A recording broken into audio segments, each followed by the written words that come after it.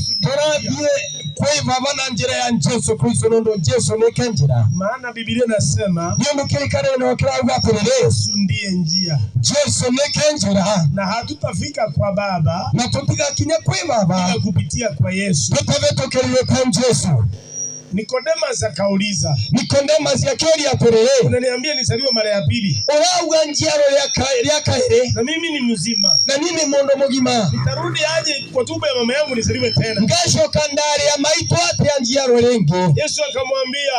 Yesu akamwera. Lazima usaliwe na maji na roho. Mwangi nyoshero na mai na roho. Ni vizuri kuelewa na kujua. Niwega kumenya apelele. Usipozaliwa mara ya pili. Orega usharo ya kaere. Hautafika mbinguni. Ndoga egoro kwa Baba. Bwana atusaidie. Bwana ni atupendie. Hata ingawa naenda mbinguni, unakoroni tena egoro. Nisiendi haraka. Biradhi na banyare. Hapa nitakaa.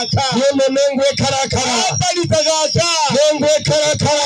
Hapa nitakaa. Mengwe karakara. Lakini ninaenda. Ndio ndio ndiye kwa njia ya imani. Na njira ya waitiki. Nimeokoka. Nimbonokete. Na furaha yangu kubwa. Negikeno kwa kenene. Kujua kwamba jina langu limeandikwa kwenye kitabu cha uzima milele. Nikomenya liyetora kwa niliandike vino vukulia muoyo.